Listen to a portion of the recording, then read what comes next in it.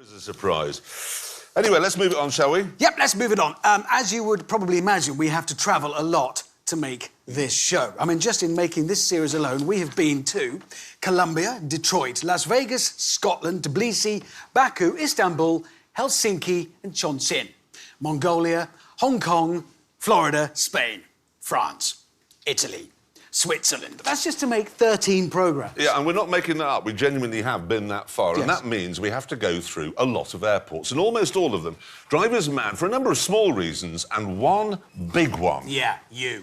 What? Well, you. We have to travel with you everywhere and you never stop ranting about it. Well, I do a little bit of that, yeah. A little bit? Yeah. The first 20 minutes of the film we're about to see are just rants before we even get to the point. Yeah, that is true, but it's worth it, as you shall see.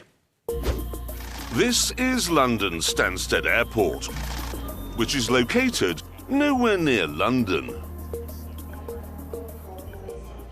There we are, Wetherspoons with runways and miles of tape to make your life worse. And why do they need a 2-hour check-in? I mean, 2 hours to get my suitcase from the check-in desk to just behind that wall over there, which is where the plane is. To go on, 2 hours? I could almost get it back to London in 2 hours. Oh, good. Security. Time to take all my clothes off and give someone my toothpaste.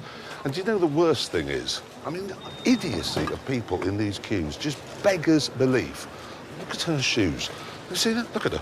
She looks like Elton John in Tommy. It's going to take her 3 hours to take each one of those off. And take your laptops out now, while you're in the queue, not when you get there.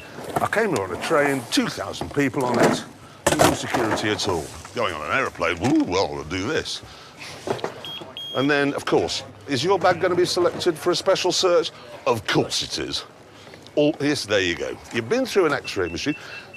If you go to a hospital and you X-ray somebody's leg, OK, you say, right, it's not broken, I can see that, but let's just cut your flesh open to make sure. No, it's been X-rayed. Why are they looking at it again? Oh, here we go. Yep, salt, self-raising flour, normal flour, baking powder, talcum powder. That's from an athlete's foot. I put them in clear bags every single airport you go through anywhere in the world. Why are they so interested in my condiments and medical necessities?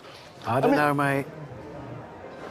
And then you're out of security and straight into a shop, which wouldn't be so bad if it sold something you actually wanted, like bog roll or cat food. But no, all they sell is perfume. Why do they think when you get to an airport, all right, I've suddenly overcome with a need to smell like Victoria Beckham? Then you've got the adverts. Look at that half-wit. Look at him. Every advert in every airport makes no sense. And then you have these moronic slogans from companies that do things you don't understand.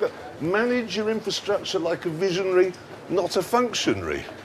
What's that mean? Might as well say, manage your infrastructure like a visionary, not a shoplifter. There's a shop at Heathrow that sells a life-size pot horse. I mean, who, when they're about to get on an aeroplane, goes, yes, this is exactly what I need, a brittle, fragile pot horse to lumber about.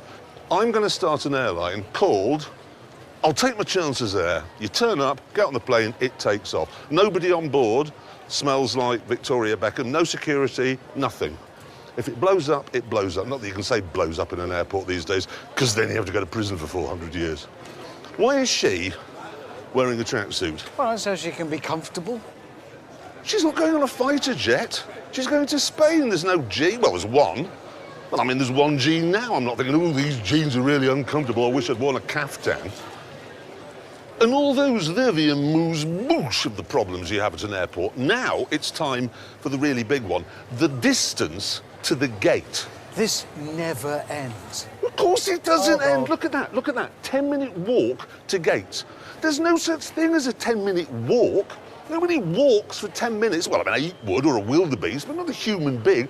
10-minute walk. The distance from the bag drop here to this gate we're going to is 1.2 kilometres.